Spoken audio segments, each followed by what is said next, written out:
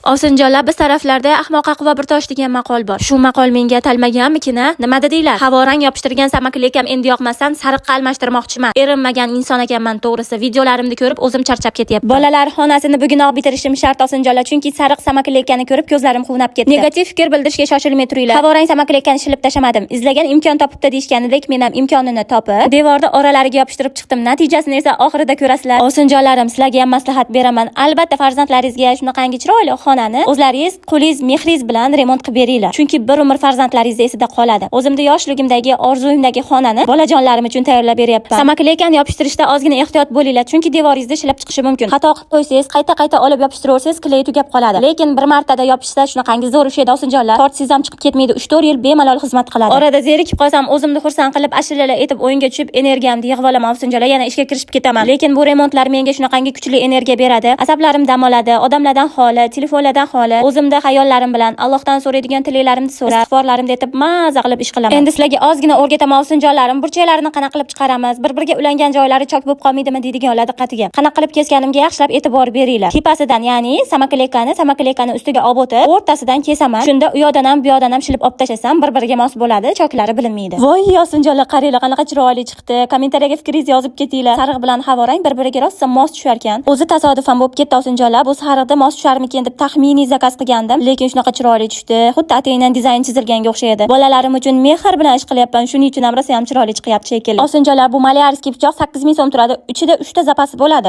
Tez almashtirib turmasangiz, aboyingizda yoki shunaqa samakilekalaringizni yomon qilib qo'yadi. Burchaklarini nima qilasiz deyishlaringiz mumkin. Ularni o'zini maxsus plastmassa tiagalari bor. Shulardan yopishtirib berkitib yuboraman. Sizlarga aboyda yamashni o'rgatganman ovsinjonlar. Yaxshilab ko'rib o'rganib olinglar. Uchma-uch qilib yopishtirmaysiz, sal ustiga olib chiqib yopishtirasiz ovsinjonlar. Pastidan, tepasidan emas, o'rtasidan tekis qilib yaxshilab kesib olasiz. Shunda salgina aboyda yoki samakilekani orasini ochib, ichidagi kesilgan nopta sho'rasiz, bir-biriga uchma-uch bo'lib to'g'ri bo'ladi. Yaxshilab yopishtirib yuborasiz. Ovsinjonlar, 1 metr ham samakilekani uvol qilmaymiz, tashlab yubormaymiz. Qaranglar, patolokka sariq samakilekadan botayab turgan quyoshni yasadim. Hattoki bu nurlarigacha yetdi ovsinjonlar, shunaqangi chiroyli chiqdi, ishoninglar. Agar ma'qul kelgan bo'lsa, sahifamga obuna bo'lib, videolarimga like bosib kuzatinglar, chunki bundan ham zo'r lifehacklarni o'rgataman sizlarga. Havorang samakilekalardan bulutlarni yasab, patolokka yopishtirib chiqamiz. Ovsinjonlar, videoni davomi qiziq bo'lsa, sahifamga obuna bo'lib kuzatinglar. Istoriyalarimda har bitta ma'lumotlarni bittalab o'rgatib borganman, shuning uchun istoriyalarimni qo'ygizmanglar. Aytganchalik meni videolarimni ko'ryapti turib, semichka qurt pista olinglar, umuman zerikmaysizlar.